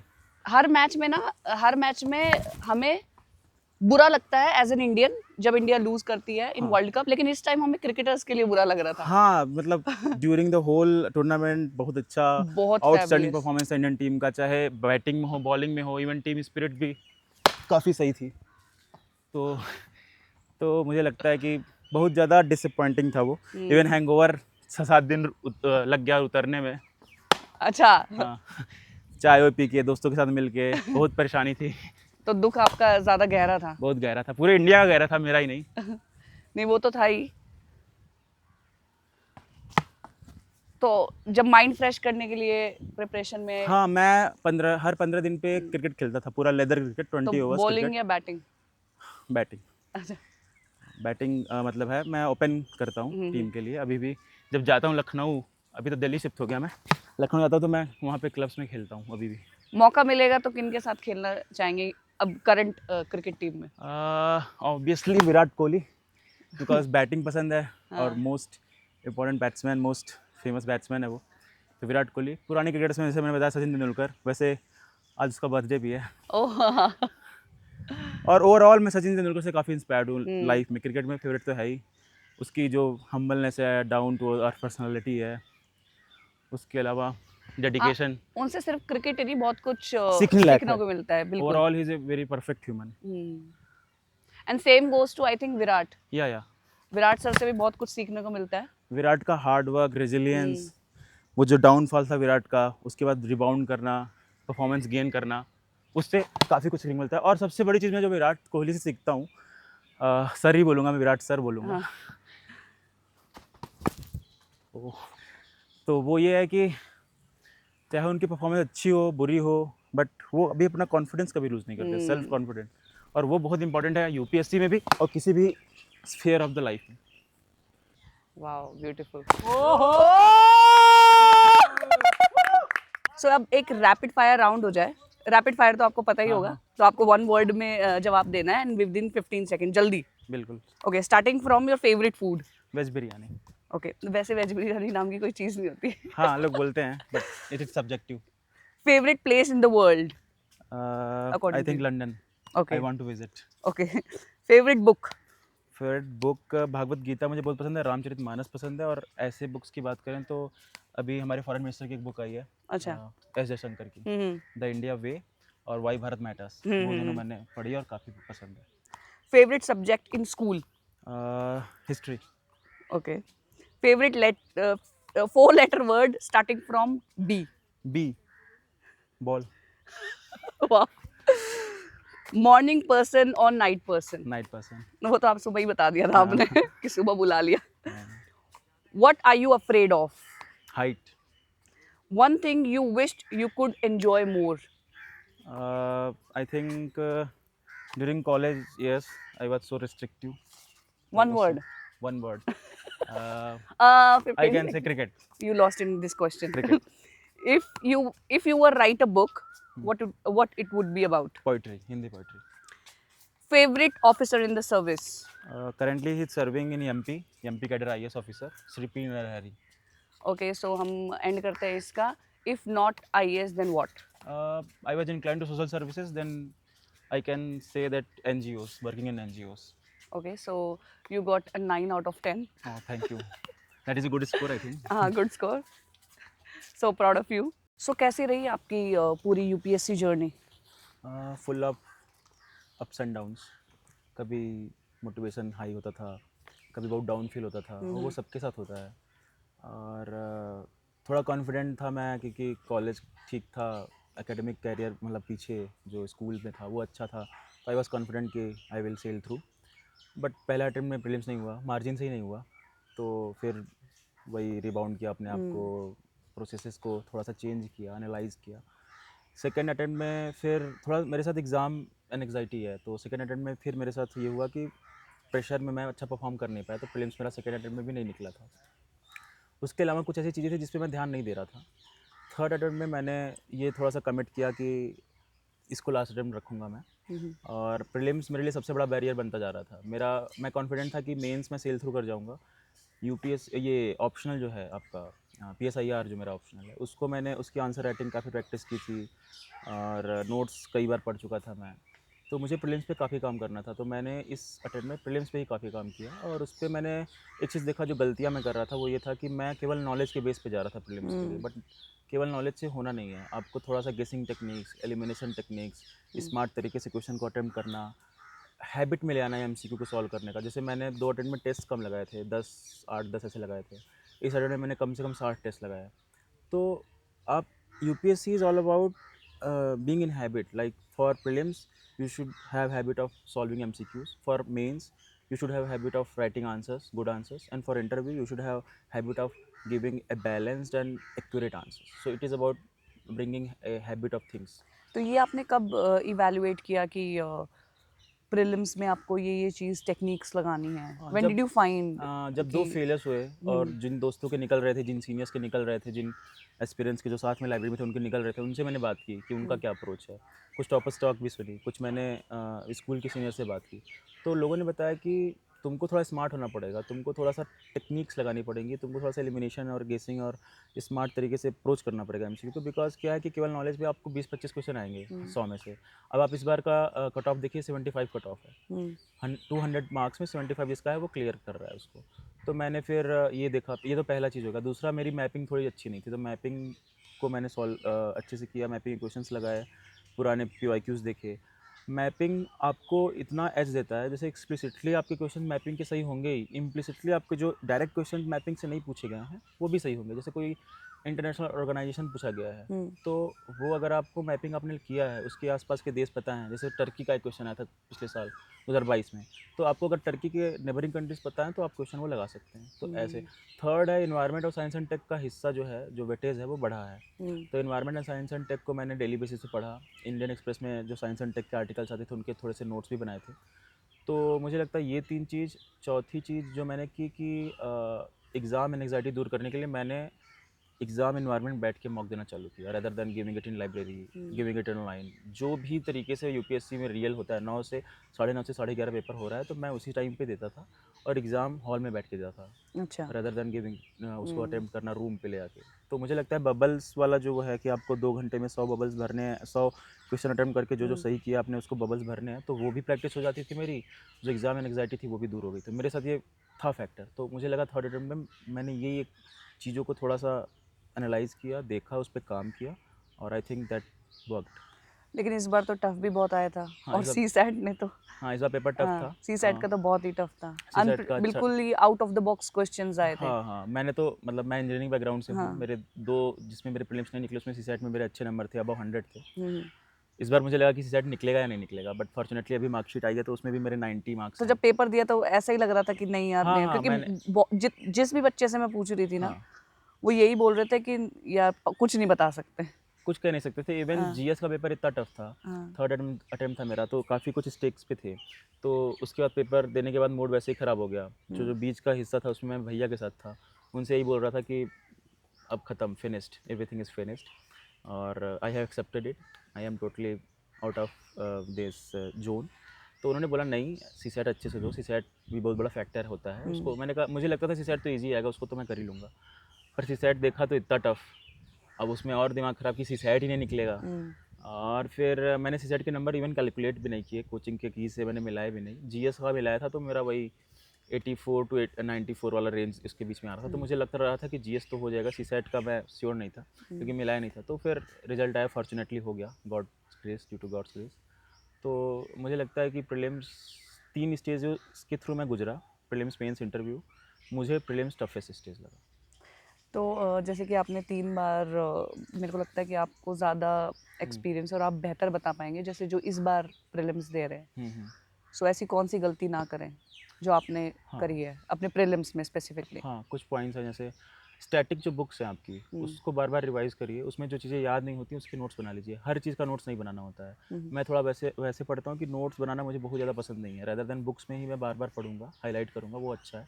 हाँ, लेकिन कुछ चीज़ें आपको याद नहीं होंगी। जैसे हिस्ट्री की कुछ चीज़ें हैं, जैसे कि क्रोनोलॉजी है हिस्ट्री की, हिस्ट्री में जो रिवॉल्ट्स हुए हैं। उसके अलावा एंशियंट और मेडिवल हिस्ट्री में टर्म्स डायरेक्ट पूछ देते हैं कि भाई फड़म क्या है, हुंडी क्या है। तो उन सब टर्म्स की आप नोट्स बना सकते हैं। वो काफ़ी आपको हेल्प करेगा जल्दी रिवाइज करने के लिए ड्यूरिंग एग्जाम या before exam, before mock test. उसके अलावा स्टैटिक, मैंने जैसे बोला, स्टैटिक पे ध्यान ज़्यादा देना है। करंट को लेकर ज़्यादा घबराना नहीं है। करंट का बर्डन बहुत बड़ा नहीं रखना है, क्योंकि आप अगर पेपर्स को एनालाइज करेंगे तो करंट का इतना भी नहीं आ रहा है हिस्सा, और जो आ रहा है स्टैटिक से रिलेट करके आ रहा है। तो आपका स्टैटिक स्ट्रांग पहली प्रायोरिटी होनी चाहिए। करंट तो ठीक है, पर रैली आप चलाइए, उसको प्रायोरिटी मत रखिए।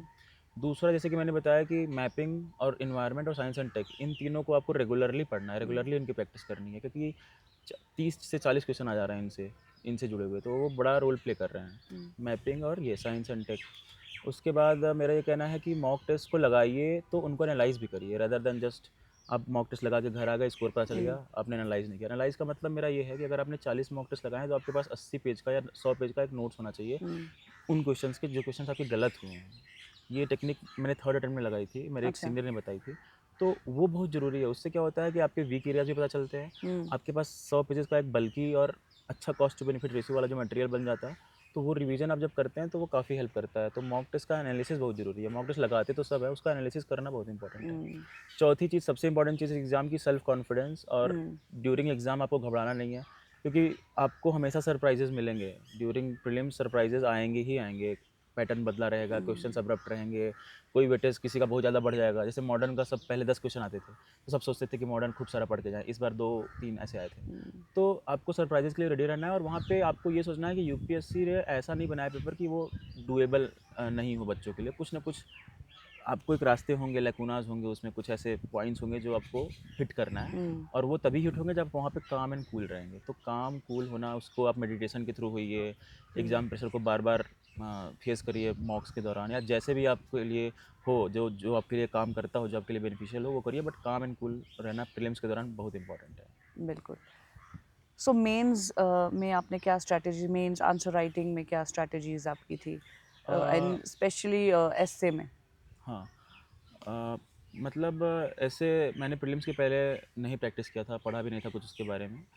तो फिर आपने मैंने, प्रीलिम्स देने के बाद ही हाँ, मेंस की तैयारी, क्योंकि नहीं नहीं, मेंस की तैयारी मैंने पहले की थी, ऐसे वही, की। आई एम अच्छा टॉकिंग ऐसे, अबाउट ऐसे। Okay okay.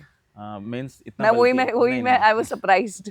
नहीं, वो तो हाँ। आपको मेंस रेडी रहना है, बिकॉज प्रीलिम्स निकलना बहुत ही वैसी बात है, मतलब लकीएस्ट पर्सन है आप, और आपको फिर से प्रीलिम्स ना देना पड़े, इसलिए प्रीलिम्स जैसे ही निकले आपको मेंस रेडी रहना है। कुछ लोग क्या करते हैं, साल भर प्रीलिम्स पढ़ते हैं, मेंस के लिए रेडी नहीं रहते, तो प्रीलिम्स निकलने के बाद वो कंफ्यूज हो जाते हैं कि हम क्या पढ़ें, कैसे पढ़ें, इतने टाइम में कैसे पढ़ें, तैयार नहीं है। तो फिर आप, इतना गोल्डन अपॉर्चुनिटी है मेंस देने का, वो आप मिस कर देते हैं अच्छे से देने का। तो मेंस रेडी आपको हमेशा होना चाहिए। इवन दिसंबर तक आपको मेंस पढ़ना चाहिए, जनवरी तक मेंस पढ़ना चाहिए। और मेंस में भी 3 चीज़ों पे आपका फोकस होना चाहिए। ऑप्शनल, जो कि आपको नंबर अच्छे ले आएंगे, तो आप अपने आप अपर एज मिलेगा। ऐसे एंड एथिक्स, GS4 जिसको बोलते हैं हम लोग, एथिक्स। ये तीनों स्कोरिंग है, यही तीनों आपके सिलेक्शन का वो डिसाइड करेंगे कि आप किस रेंज में आ रहे हैं आप सिलेक्शन में। तो मुझे लगता है ये तीनों आपका पहले से प्रिपेयर होना चाहिए। जीएस में ठीक है, आप आपने नोट्स नहीं बनाया, कुछ के बनाए, कुछ छूट गए, तो ठीक है, वो चलेगा। वो प्रीलिम्स और मेंस के बीच में भी मैंने बनाए थे। तो मुझे लगता है मैं ऑप्शनल रेडी था, इस कारण से मुझे अपर एज मिला। PSIR में 276 स्कोर है इस बार मेरा। तो मुझे लगता है कि ये बहुत ज़रूरी है। अब जैसे पूछा आपने कि ऐसे के लिए कैसे प्रिपेयर किया, तो ऐसे के लिए मैंने टॉपर्स कॉपीज़ देखी, सबसे सही सोर्स मुझे लगा वो। उसके अलावा कुछ ऐसे नेट पे मैंने सर्फिंग करके अच्छे लोगों के एसेस पढ़े कि कैसे लिखते हैं लोग, क्या लिखते हैं। और कुछ मेंटर्स भी थे यूपीएससी के फील्ड में जो हैं, उन्होंने मुझे बताया कि अभी क्या चल रहा है मार्केट में। पहले एक अप्रोच चलता था पेस्टल अप्रोच, उसमें क्या है कि कोई भी टॉपिक आप पाइए, उसका political, economical, social, technology, environment ऐसे करके आप बना लीजिए, वही लिख लीजिए। लेकिन ये बड़ा ही मैकेनिकल अप्रोच हो गया। ऐसे के लिए मुझे लगता है अप्रोच ऑर्गेनिक होना चाहिए, नेचुरल होना चाहिए, जो आपको एग्जांपल्स पसंद हो, जो आपको तरीका पसंद हो वो होना चाहिए। बस हाँ, बैलेंस्ड व्यू रखना है आपको, और कुछ अच्छे कैची फ्रेजेस, कैची एनेक्डोट्स, कुछ लाइंस अगर आपकी पोइट्री की इंग्लिश या हिंदी की हो वो डालनी है। और थोड़ा सा जैसे होता है ना कि आप कोई स्पीच दे रहे हैं, like you are giving a speech, ऐसे वो चीज़ है। अब फिलोसॉफिकल आने लगा तो आपको उसको तोड़ना है, लाइक जैसे कि ship is not made for standing in harbour, rather it is made for to sail in the ocean. तो मतलब आपको इसको तोड़ना है कि शिप का मतलब क्या क्या हो सकता है, आपका हार्बर क्या है, आपका ओशन क्या है, तो आपको ये तोड़ना है फिलोसॉफिकली। तो थोड़ा सा मुझे तो लगता है फिलोसॉफिकल एसेज में आप और फ्लेक्सिबल हो सकते हैं, क्योंकि आपको एक लिमिट नहीं दी गई, आप ओपन है। तो ये अप्रोच होनी चाहिए। लेकिन जैसे हम चीज़ें पढ़ते हैं फिलॉसफी से रिलेटेड भी या फिर अपने सिलेबस से रिलेटेड भी, तो हमें कोई चीज़ कैची लगती है और हम सोचते हैं कि इसको अपने मेंस राइटिंग में हम हाँ यूज़ कर सकते हैं, तो हाँ आप क्या करते थे? उनके हाँ नोट्स हाँ बनाते हाँ थे या सिर्फ दिमाग में रखते हाँ थे? उनको किस तरीके से रिवीजन कैसे होता था उन उन लाइन्स का, उन हम्म थॉट्स का? हम्म। तो ये मैं कोई भी मेरे से स्ट्रेटजी पूछता है तो मैं ये ज़रूर बताता हूँ कि आपके पास एक एवर नोट का होना चाहिए, या आप ऑफलाइन बनाना चाहते हैं तो फोल्डर आप अलग अलग बना लीजिए पेजेस की। मैं क्या करता था, पूरे साल न्यूज़पेपर पढ़ा मैंने, तो कुछ अच्छी चीज़ हुई अगर, जैसे मान लीजिए कि जमतारा में लाइब्रेरी खुली, जमतारा जो कि फ्रॉड कॉल्स के लिए हब है, हुँ, तो वो मैंने लिख दिया कि सीरीज़ भी आई है उस पे तो। सीरीज़ भी आई है उस पे। तो ऐसा हो गया। फिर छत्तीसगढ़ में जब कोविड था तो एक ट्रांसजेंडर वुमेन थी, उन्होंने वैक्सीन इनिशिएटिव के लिए काफ़ी काम किया, लोगों को जागरूक किया हुँ, कि वैक्सीन लगवाइए, ट्रांसजेंडर्स के खिलाफ नहीं है ये, एक टैबू टाइप का हुँ, था। हुँ, हुँ, तो ये अच्छा इनिशिएटिव है। फिर कुछ कलेक्टर या कुछ सिविल सर्वेंट्स ने अच्छा काम किया, कहीं पे उन्होंने ट्राइब्स के थ्रू, एसएचजीस के थ्रू उनका इकोनॉमिक स्टेटस बढ़ाया, जैसे केरला में इरुला, तमिलनाडु में इरुला ट्राइब्स हैं, उनका स्टेटस बढ़ाया वहाँ के कलेक्टर ने। तो ऐसे कुछ अच्छे अच्छे एग्जाम्पल्स वो मैं पूरे साल न्यूज़पेपर में आते ही रहते हैं। तो हुँ, एवरनोट में एक फ़ोल्डर था गुड एग्जांपल्स का, उसको अच्छा। मैं डाल दिया। अब आप जब यही चीज़ें आप एथिक्स में डालेंगे, हुँ, हुँ, एथिक्स में आपको एग्जांपल ढेर सारे डालने हैं, चाहे करेज के हो, ब्रेवरी के हो, आपका ऑब्जेक्टिविटी के हो, ऑनेस्टी के हो, ट्रांसपेरेंसी के हो, तो इन सब में ऐसे एग्जांपल्स आप डाल देंगे तो आपका आंसर यूनिक हो जाएगा, और एग्जामिनर को भी अच्छा लगेगा कि कंटेम्परेरी डाल रहा है, rather than every time quoting Mandela, every time quoting Gandhi. हुँ, तो हुँ, मुझे ये लगा। और उसके अलावा आपने ऐसे के लिए बोला, तो ऐसे के लिए कैची फ्रेजेस हैं। हुँ, तो जैसे प्रेसिडेंट ने बोला कुछ अच्छा पुलिस के लिए, तो मैंने वो लिख लिया, अच्छा, कैची फ्रेजेस करके मेरा फोल्डर ही था, अच्छा। तो मैंने वो लिख लिया। फिर प्राइम मिनिस्टर मोदी की स्पीचेस बहुत अच्छी होती हैं, तो उनमें कुछ कुछ वो बोलते हैं, कुछ एक्रोनिम्स यूज़ करते हैं, लाइक जैसे कि न्याय यूज किया उन्होंने हुँ, उसके लिए, बजट में जब आया था बजट, नारी शक्ति, युवा शक्ति, अन्नदाता और फार्मर्स के लिए, किसान। तो ऐसे ऐसे करके कुछ उनके एक्रोनिम्स होते हैं, उनको आप लिख सकते हैं। उसके अलावा कुछ अच्छे कोट्स भी आते हैं, जैसे इंडियन एक्सप्रेस आप पढ़ेंगी तो एडिटोरियल में आता है एक वहाँ पे कोट, हुँ, मार्क ट्वेन का, मंडेला का, लूथर किंग का, तिलक का, मतलब अच्छे अच्छे हुँ, लोगों के कोट्स आते हैं, उसको आप यूज करिए। वो कहाँ यूज किया जा सकता है, बस उसको बोल्ड आप लिख लीजिए। जैसे डेमोक्रेसी का कोई कोट है चर्चिल का मान लीजिए, तो अपने ब्लैंकेट वो ब्रैकेट बना के बोल्ड में लिख दिया डेमोक्रेसी। हुँ। तो जैसे ही डेमोक्रेसी पे कोई ऐसे आया, जैसे ही पावर पे कोई ऐसे आया, तो आप उसको कोट कर सकते हैं। तो मुझे लगता है ये मैंने ऐसे के लिए और एथिक्स के लिए किया था, और वो बहुत ही ज़्यादा फ्रूटफुल था। सो इंटरव्यू इंटरव्यू कैसा था उसमें? हाँ घबराहट और जैसे 12th फेल में दिखाते हैं ना एकदम हाँ पसीने हाँ छूट हाँ रहे हाँ हैं, हाँ जूते भी निकाल लिए। हाँ तो क्या मतलब आपका माहौल कैसा था? जस्ट जैसे वो 10 मिनट होते हैं ना, हाँ हाँ हाँ। जब आपको अंदर बैठा दिया हम्म, जाता है कि आपका नंबर आने वाला है, जी तो मैंने जितना सुना है, हाँ हाँ वो टाइम निकालना सबसे टफ होता है। हाँ, वो टफ होता है। तो क्या कर रहे थे आप और क्या सोच रहे थे उस टाइम? डॉक्यूमेंट्स वेरिफिकेशन होता है, जैसे आप वेटिंग हॉल में जाते हैं, हुँ, 6 लोगों का ग्रुप अब बैठता है, जो हुँ, बोर्ड उस वो पर्टिकुलर बोर्ड उन्हीं 6 लोग का इंटरव्यू लेता है, वो लोग साथ में बैठते हैं। सब अपना अपना बैकग्राउंड पूछते हैं कि आप कहाँ से हैं, कौन सा अटेम्प्ट है, क्या ऑप्शनल है, वो सब बातें होती हैं थोड़ा ईज़ आउट करने के लिए। अच्छा। फिर लोगों को बुलाया जाना जाता है। जब बुलाया जाता है तो थोड़े शांत हो जाते हैं, क्योंकि अब आपका नंबर आने वाला है, प्रेशर बिल्डअप होने लगता है। तो मैं थोड़ा सा तो आपस में बात थोड़ी बंद हो थोड़ी जाती है, मेंटली प्रोसेस कर रहे होते हो? हाँ, थोड़ा लोग न्यूज़पेपर पढ़ने लगते हैं। वहाँ पे अच्छा, चाय, कॉफ़ी और बिस्किट्स थे, तो मन मैं ही नहीं करता होगा कुछ? नहीं, मैंने तो लिए थे। अच्छा, हाँ, क्योंकि मैं थोड़ा प्रेशर में वरना लेने हाँ, का कि हाँ, भाई अभी कुछ नहीं, अभी तो बस। हाँ, क्योंकि चाय यूपीएससी जर्नी का जैसे हम लोग की बात हुई हाँ, कि हाँ। हिस्सा रहा है, तो उसको तो लेके मैं स्ट्रेस थोड़ा-सा स्ट्रेस स्ट्रेस बूस्टर, हाँ, स्ट्रेस रिलीज़ का release sorry, energy booster. Energy booster. हाँ, तो वो किया मैंने। मैं थोड़ा वॉक किया, वहाँ पे कॉरिडोर है, वहाँ पे मैं कुछ देर वॉक किया, फिर मेरा नंबर आया। टफ वो था कि जो हॉल है इंटरव्यू हॉल, वहाँ के सामने कुर्सी लगी होती है, वहाँ आपको 10 मिनट बैठना होता है जब पुराने कैंडिडेट का इंटरव्यू चल रहा होता है, वो टफ था। वहाँ पे जो आपका मेंटल मेकअप है वही आप वहाँ प्रोजेक्ट करेंगे अंदर। तो वहाँ मैं थोड़ा सा स्पिरिचुअल भी हूँ, मैं कुछ चैंटिंग वगैरह की, भगवान को याद किया और थोड़ा सा मैं वही मेडिटेशन टाइप का किया, फिर अंदर गया। इंटरव्यू मेरे हिसाब से मैंने अपना बेस्ट दिया और अच्छा था। और क्वेश्चंस की बात अगर करें तो हाँ, क्या क्वेश्चंस पूछे? घुसते ही उन्होंने बोला कि this is a short conversation, so be relax, don't अच्छा। Be so hyper and all. तो मैं बैठा, उन्होंने फिर मेरा मैकेनिकल बैकग्राउंड है तो रोबोट्स के क्वेश्चन पूछे, रोबोट्स का यूज़ क्या है ऑटोमोबाइल इंजीनियरिंग में, मैकेनिकल इंजीनियरिंग में। उसके बाद उनके क्वेश्चंस थे कि एक मैम थी, मेरा एक्चुअली स्वच्छ भारत मिशन पे इंटर्नशिप है, तो उन्होंने पूछा कि भारत ने स्वच्छ भारत मिशन पे जो ऑब्जेक्टिव्स है वो अचीव कर पाया है कि नहीं, भारत कर पाया है कि नहीं, एसबीएम का कौन सा फेज़ चल रहा है, ओडीएफ क्या है, ओडीएफ प्लस क्या है, ओपन डेफिकेशन फ्री स्टेटस होता है। और उसके बाद उन्होंने पूछा कि आज के न्यूज़पेपर में तुमने कौन सी सोशो इकोनॉमिक न्यूज़ पढ़ी वो बताओ। अच्छा, हाँ, ये पूछते हैं वो। तो सही आप न्यूज़पेपर भी खोल के देख ही रहे हाँ, थे। मैंने न्यूज़पेपर पढ़ा था जाने से पहले, तो वो हो गया। उसके बाद एक टीचर थे, उन्होंने थोड़े वियर्ड क्वेश्चंस पूछे, शायद वो अच्छा। इसलिए वो थे वहाँ पे हाँ, हाँ। कि थोड़े से एस्पिरेंट्स को प्रेशर में डाला जाए, फिर उनका क्या रिस्पांस होता है। जैसे उन्होंने पूछा कि आपके यहाँ का पिन कोड 2 से चालू हो रहा है, यूपी का 2 से है, तो उन्होंने बोला कि 3, 4, 5, 6 इनके कहाँ-कहाँ से चालू हैं, स्टेट्स कौन-कौन से स्टेट्स हैं अच्छा। जिनके यहाँ से चालू हैं। तो मैंने बोला कि I lived in Bhopal so I know that MP का 4 से चालू है, बट 3, 5, 6 का मुझे नहीं पता, क्योंकि मेंटर्स ने और टीचर्स ने बताया था कि डोंट ब्लफ द बोर्ड, आपको नहीं पता है तो से honestly that I don't know the answer, I sorry sir, I am not aware of that. उसके बाद एक सर थे उन्होंने मेरे हॉबीज़ पे ज़्यादा पूछा, लाइक कि are you waiting for Rishabh, तो मैं भी शॉक रह गया कि क्या बोल रहे हैं, मैं तो ऋषभ हूँ, मैं तो आ गया हूँ। तो फिर मैंने बोला कि I am waiting for Rishabh Pant in IPL, yes sir, I am ईगरली waiting for him. अच्छा, वाओ, उसके बाद स्मार्ट आंसर। उसके बाद उन्होंने पूछा कि यू आपका हॉबी पोइट्री है, तो फेमस पोइट्स कौन है, उनकी कुछ रचनाएं सुनाइए। हरिवंश राय बच्चन को उन्होंने पूछा कि मधुशाला बहुत फेमस है, उसमें एक स्टैंजा है मंदिर मस्जिद का, वो आप सुनाइए, पर्टिकुलर अच्छा। स्टैंजा की बात की। वो मैंने सुनाया तो बोर्ड में सारे मेंबर्स काफ़ी खुश थे, अच्छा। चेयरमैन सर भी काफ़ी खुश थे। फिर बात हुई ग्रीन हाइड्रोजन की, बात हुई कॉन्स्टिट्यूशन में अमेंडमेंट ज़रूरी है कि नहीं है, सेकुलरिज्म बेसिक स्ट्रक्चर है कि नहीं है। फिर यूपी के स्कूल्स में, कुछ मेरा काम रूरल स्कूल्स में भी था, तो उन्होंने यूपी के स्कूल्स की बात की, क्या कमियां हैं, क्या इम्प्रूवमेंट किए गए हैं इस सरकार के द्वारा, आपको क्या लगता है कि आप क्या कर सकते हैं। और इसी बेसिस पे पूरा इंटरव्यू था, अच्छा था। और लास्ट में वही नाइस टॉकिंग टू यू, फिर मैं बाहर निकला, वही था। तो डैफ में से कितना परसेंट पूछा था आपसे? मेनली डैप पे ही था, जैसे क्रिकेट, अच्छा। Poetry, SBM, Swachh Bharat mission, then rural schools में काम, मैकेनिकल इंजीनियरिंग, मेनली डैप पे था। एक डिसअपॉइंटमेंट था मुझे कि मैं पीएसआईआर का स्टूडेंट हूँ, तो उन्होंने आईआर से कुछ नहीं पूछा, जबकि अच्छा, पूरे मॉक्स में, पूरे इंटरव्यू प्रिपरेशन में आईआर का मैं काफ़ी प्रिपेयर करके गया था। इसीलिए नहीं पूछा उन्होंने। हो सकता है, वो समझ गए। हाँ। तो ये था, क्योंकि उस समय आईआर में काफ़ी चीज़ें हो रही थी, चाहे Iran Israel Hamas conflict, Iran Israel के बीच में कैओस जो है, उसके अलावा रसिया यूक्रेन, तो काफ़ी चीज़ें थी, रेडी भी था मैं सब, लेकिन पूछा नहीं।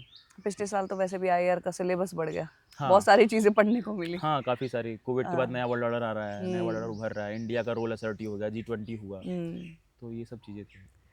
तो ऐसा कोई फनी मोमेंट नहीं हुआ इंटरव्यू के दौरान? फनी मोमेंट वही था, मंदिर मस्जिद स्टैंजा मधुशाला अच्छा। का, कि मधुशाला हरिवंश राय की है पोयम, उसका मंदिर मस्जिद वाला स्टैंजा सुनाओ। जैसे ये ऐसे है कि मुसलमान और हिंदू दो हैं, एक मगर उनका प्याला, एक मगर उनका मदिराला, एक ही उनकी मधुशाला, दोनों रहते साथ न जब तक, मंदिर मस्जिद में जाते, बैर बढ़ाते मंदिर मस्जिद, मेल कराती मधुशाला। क्योंकि मधुशाला में दोनों साथ में पीते हैं और मंदिर मस्जिद में अलग अलग जाते हैं, तो ये वो काफ़ी हंसे उस पर, फनी मोमेंट था। या इस पे मैंने कभी गौर नहीं किया, वैसे अभी आपने सुनाया तो मैं गौर कर रही हूँ हाँ कि नहीं, एक्चुअल में इट इज ट्रू, हाँ कि है ना, या आप हर चीज में। नहीं, पोइट्री तो हाँ। आपको काफ़ी हेल्प करता है लाइफ के पर्सपेक्टिव्स को पॉजिटिवली देखने में, एक अलग तरीके से देखने में, एक अलग नैरेटिव सेट करने में। जी। तो आपने स्पिरिचुअलिटी की बात करी अभी, सो कितना रोल प्ले करता है आपकी इतनी बड़ी जर्नी में स्पिरिचुअलिटी? स्पिरिचुअलिटी का बहुत ज़्यादा रोल था मेरे प्रिपरेशन में। उसका कारण है कि मेरे फैमिली वाले थोड़े स्पिरिचुअल हैं, पापा मम्मी स्पिरिचुअल हैं अच्छा, शुरू से ही? शुरू से ही। अच्छा। और हम लोग के यहाँ ये है परंपरा कि हर शनिवार को सुंदरकांड पढ़ते हैं, और अच्छा। बच्चे ही पढ़ते हैं। तो सुंदरकांड जो है, मैंने आपने पूछा फेवरेट बुक क्या है, तो मैंने भी भागवत गीता और रामचरितमानस ही बताई। तो सुंदरकांड हम लोग को पूरा लगभग याद है, सारे उसके मीनिंग के साथ याद है। तो थोड़ा सा मेरे साथ, मैंने जैसे आपको बताया कि एनग्जाइटी इश्यूज थे ड्यूरिंग एग्ज़ाम, ड्यूरिंग प्रिपरेशन भी कभी कभी ऐसा लगता था कि मेंटल हेल्थ सही नहीं है। तो मुझे लगता है कि उस समय स्पिरिचुअलिटी ने काफ़ी मुझे हेल्प की, और मुझे लगता है कि कहीं ना कहीं लोगों को स्पिरिचुअल होना भी चाहिए। पॉजिटिविटी आती है, आप चीज़ों को अच्छे से फेस कर पाते हैं। मैं ये नहीं बोल रहा हूँ कि आपके जीवन में ऑब्स्टिकल्स नहीं आएंगे, स्ट्रगल्स नहीं आएंगे, but you will know how to face that struggles and obstacles in positive manner. तो कभी जैसे आपने एंग्जाइटी का भी बताया था मुझे कि हाँ आपको एंग्जाइटी इश्यूज थे, हाँ। और तो आप उस टाइम कैसे डील करते थे अपने एंग्जाइटी या डिप्रेशन, इन सब जो मेंटल हाँ इश्यूज हाँ, होते वो हैं? थे मेरे साथ सेकेंड अटेम्प्ट में। जब नहीं हुआ, हम्म। होता क्या है कि जब आप कॉन्फिडेंट रहते हैं और अचानक से फेलियर्स फेस करते हैं तो ये होता है, हम्म। नॉर्मल है। जैसे कि आपने बोला कि डील कैसे किया आपने, हम्म। तो पहली चीज़ तो स्पिरिचुअलिटी थी जिसके थ्रू मैंने डील करने की कोशिश की। दूसरी चीज़ थी कि मेरे कज़िन्स थे और मेरे एल्डर ब्रदर थे, वो खुद डॉक्टर हैं, तो उन्होंने काफ़ी सपोर्ट किया। हम जब परेशान होते थे, डाउन फील करते थे, तो वो मुझे लखनऊ घुमाते थे, अच्छी हम्म। अच्छी जगहों को जैसे हज़रतगंज हो गया, फिर जनेश्वर मिस पार्क हो गया, आउटिंग करा देते थे, तो थोड़ा सा मैं रिजुविनेट हो जाता था। फिर मेरे हम्म। कुछ दोस्त थे कॉलेज के, सुशील, रजत ऐसे करके दोस्त थे मेरे, इन लोगों से मेरी बात होती थी। कुछ स्कूल के अच्छे फ्रेंड्स हैं, तो मुझे लगता है कि इन लोगों ने काफ़ी हेल्प की और मैं ग्रेटफुल हूँ उनका। तो आपने अपने होम टाउन से ही प्रिपरेशन की, तो आपको कभी ऐसा नहीं लगा कि फियर ऑफ मिसिंग आउट, कि आप कुछ मिस कर रहे हो, ये और था। कि शायद अगर आप ओआरएन में या इधर हम्म। रहोगे हम्म। और प्रिपेयर करोगे तो, क्योंकि आपके 2 बार जैसे हुआ नहीं, तो उस टाइम कभी ऐसा थॉट नहीं आया? नहीं नहीं, ये थॉट था। इवन सेकेंड अटेम्प्ट के बाद मैंने कोशिश भी की कि दिल्ली चलूँ, मैं आया भी था मैं देखने। मुझे थोड़ा सा लगा कि कमी जो है उस पे काम किया जाए, हम्म। रेदर देन जो ट्रेंड है उसको फॉलो करने के। मुझे लगा कि कमी ये नहीं है कि मैं कम पढ़ रहा हूँ, कमी हम्म। ये नहीं है कि मुझे माहौल नहीं मिल रहा है, माहौल पूरा है। लखनऊ में भी एक पर्टिकुलर एरिया है जहाँ पे यूपीएससी की हम्म। तैयारी लोग करते हैं, स्टूडेंट्स करते हैं, और क्राउड वहाँ भी अच्छा खासा हम्म। है। कमी मुझे लगा कि इकोनॉमी एक सब्जेक्ट था, वो मेरा थोड़ा कमज़ोर था। फिर हम्म। मैंने जो बताया कि प्रीलिम्स में मैं हम्म। क्या कमी कर रहा था, वो था। तो रेदर देन कि following the trend and doing anything and doubting everything about your strategy, you should hmm. find out the real weaknesses that you hmm. face during the attempts, during the failed attempts। तो वो मैंने किया, FOMO नहीं हुआ मुझे। तो लखनऊ में भी ना ये थोड़ा सा होता है रोब, हाँ, तहजीब का शहर है, तहजीब का भी शहर है, और थोड़ा सा नवाबों का शहर है। नवाबों का शहर भी है। आप हाँ, समझ नहीं रहे मेरा क्वेश्चन, रुको। अच्छा अच्छा। क्वेश्चन ये कि जैसे आज की जनरेशन है थोड़ा रौब में नहीं रहती, हाँ हाँ कि भाई हम देख लेंगे हाँ हाँ टाइप्स, हाँ हाँ। तो ऐसे ऐसा माहौल आपने देखा है या कभी फेस किया है वहाँ पे, लड़ाई अ, झगड़ा? नहीं, मैं शुरू से इन सब चीज़ों से दूर था। अच्छा। थोड़ा सा मतलब रिस्ट्रिक्टेड रखता था अपने आपने तो आप को। दोस्त भी शरीफ बनाया सारे। हाँ, दोस्त तो शरीफ हैं। तो एक्चुअली फैमिली के कारण ऐसा है, फैमिली में हमेशा हाँ। से सज्जन रहने को बोला गया, हम्म। हम्बल रहने को बोला गया। मेरे जो आइडल हैं सचिन तेंदुलकर, वो भी ऐसे अग्रेसिव टाइप के नहीं हैं। तो थोड़ा-सा मुझे लगता है इन सब, और स्पिरिचुअल भी हूँ मैं, तो अग्रेसर उतना रहा नहीं मुझे। तो कभी आपके साथ ऐसा हुआ और आपने कभी कि नहीं भाई जाओ ऐसे करके, कभी हाथ मैं बात बंद कर दिया था लोगों से। हुआ है ऐसा हाँ, कभी? ऐसा बहुत हुआ है, लोगों ने बुली किया है, कॉलेज में किया है, अच्छा। स्कूल्स में किया है, और बैकग्राउंड को लेके किया है। इवन एमपी में था तो कई-कई बार यूपी और बिहार को लेके भी कई-कई बार ये हाँ। चीज़ें हुई हैं। आपको टारगेट किया गया है कि आप कहाँ से हैं, आपके यहाँ तो गन्स वगैरह पॉपुलर होगा, आपके तो घर पे हाँ, रखी होंगी। यही तो, ये मेरे भी हाँ, मिथ है, मैं एग्जैक्टली बोल नहीं रही थी। हाँ, नहीं, ये था एक लेवल के बाद, ये बुलिंग ही कहते हैं इसको। मैं बुली नहीं करना चाह रही, हाँ, मतलब मैं जनरली। ऑब्वियसली। तो हाँ, नहीं, ये ऐसा नहीं है, एक हाँ। पर्सपेक्टिव बना दिया गया है कि ऐसा है, लोग वहाँ के जो हैं हाँ। वो एग्रेसिव हैं, उनके पर ना गन्स। लोग बताते भी है, जैसे जो मैं देखती हूँ ना कि कोई, जैसे मेरी फ्रेंड्स भी हैं हुँ, तो हुँ। उनके घरों में है एक्चुअल में, तो एक वो मिथ मिथ हाँ, मतलब कई बार वो सच भी लगती है। हाँ, बन जाता है। जो वहाँ पे नहीं रह रहा है, जो बाहर रह अच्छा। रहा है, उसको लग जाता है कि हाँ यार, ऐसा है। हाँ। जैसे कि फॉरेनर्स को लगता होगा इंडियंस के बारे में, दे आर स्नेक चार्मर्स। हम्म। अभी भी वही ऐसे ही रहते हैं वो लोग, मतलब प्रॉस्पेरस नहीं हैं, गरीब हैं सब के सब। तो जो वो जहाँ जाएगा, वहाँ पे फेस देखेगा कि क्या है रियलिटी, जब जानने की कोशिश करेगा, एक्सप्लोर करने की कोशिश करेगा, हम्म। तब पता चलेगा। मुझे लगता है ये चीज़ें हैं, मैं नहीं बोल रहा हूँ कि ये चीज़ें नहीं हैं। हम्म। पॉकेट्स में हैं, कुछ लोग करते हैं, और मुझे लगता है वो हर जगह है थोड़ी-थोड़ी। हम्म। तो हम लोग तो एकदम नॉर्मल हैं, ऐसा कभी मैंने आज तक गन रियल देखा भी नहीं है, शायद पुलिस के पास देखा है, ऐसे इलीगल तरीके से लोगों के पास देखा भी नहीं है, तो ये हम्म। सब होता है थोड़ा। तो सबसे बेस्ट फ्रेज क्या है जो लखनऊ में बोला जाता है? एक तो वही है, मुस्कुराइए आप अब लखनऊ आप में। लखनऊ में हाँ, है। ये चीज़ मेरे को मॉक में बोली थी। अच्छा। एक्चुअली मॉक में मेरा रिव्यू होता था मॉक इंटरव्यू में कि यू आर सो सीरियस, अच्छा। You don't smile at all during interview, so sometimes ये बुरा नेगेटिव रिव्यू जाता है। तो उन्होंने बोला कि आपने तैयारी लखनऊ से की है, तो आप मुस्कुरा क्यों नहीं रहे हैं? अच्छा। तो मैंने बोला सर मेरी पर्सनैलिटी हुँ, का शायद हिस्सा हो, इनहेरेंट हो मेरे साथ कि मैं थोड़ा कम स्माइल करता हूँ। तो कभी प्यार-व्यार में नहीं पड़े आप? अ, मतलब मुझे लगता है जो कि ये अ आई है उससे तो लग रहा है। पर फिर भी मैं था आपसे सुनना चाहूँगी। मेरा फर्स्ट ईयर में था, रिलेशनशिप में अच्छा। था मैं।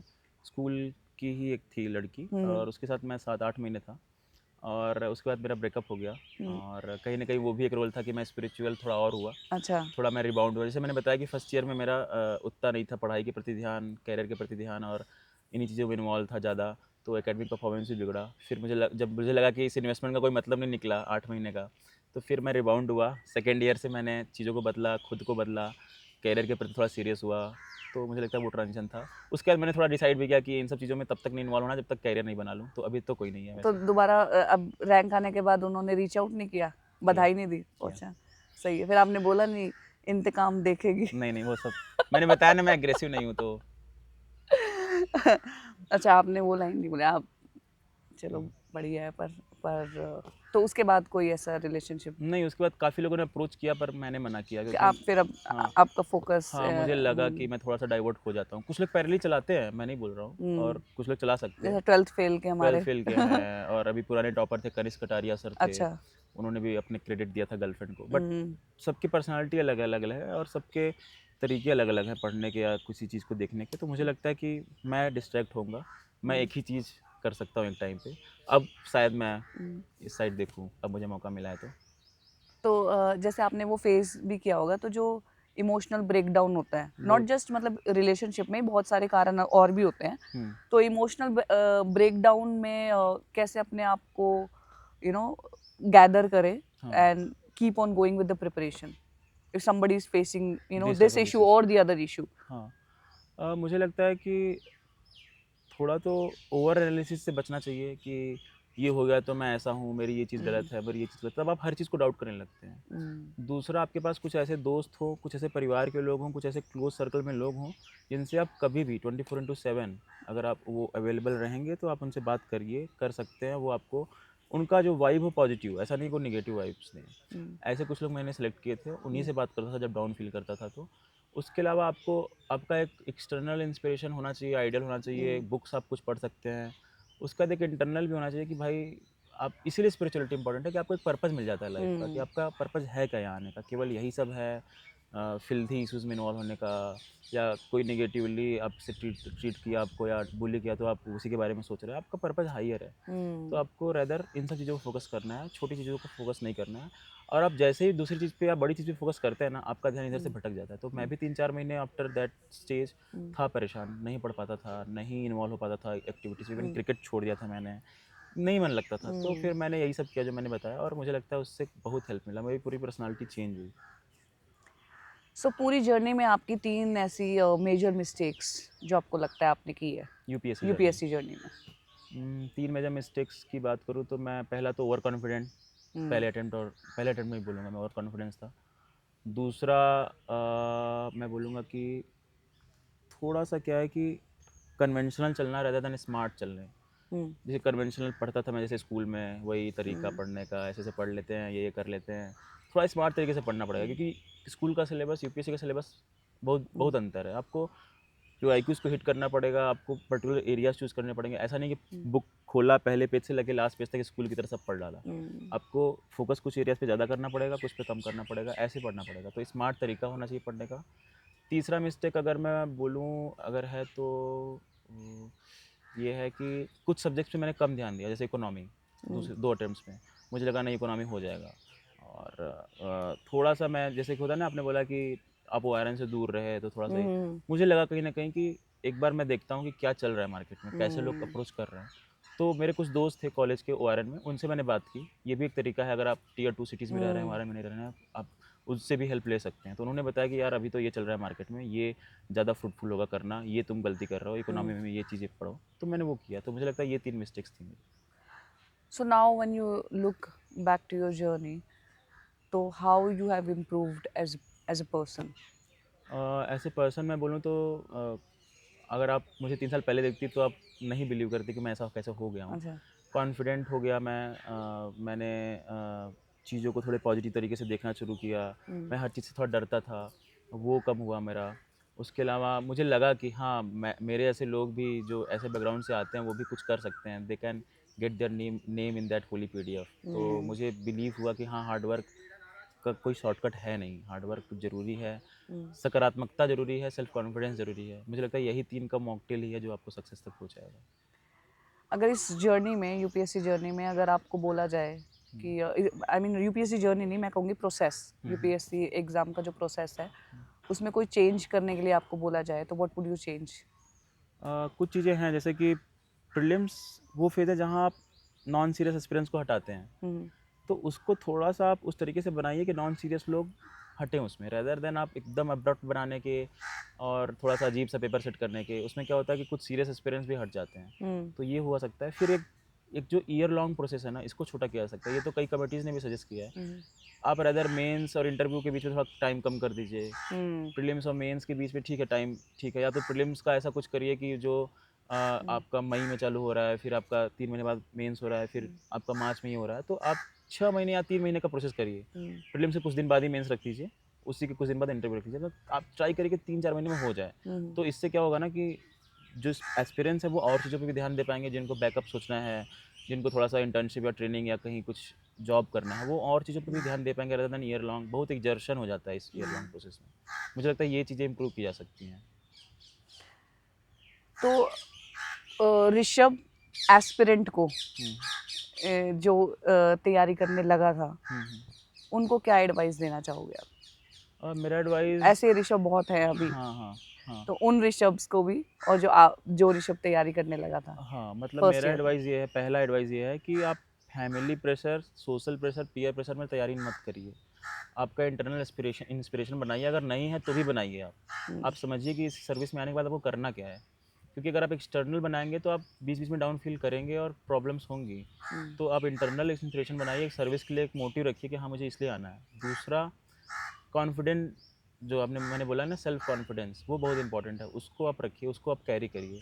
तीसरा, फेलियर से डरिए मत, क्योंकि अगर आपने यहाँ पे सीरियसली तैयारी कर ली ना, तो आप ऐसा नहीं है कि आप किसी और सर्कल या किसी और सेक्टर में अच्छा नहीं कर पाएंगे। अगर आपने यहाँ सीरियस तैयारी कर ली, आपके पास नॉलेज बेस इतना अच्छा हो जाएगा कि आप किसी भी सेक्टर में जाएंगे आप अच्छा ही करेंगे।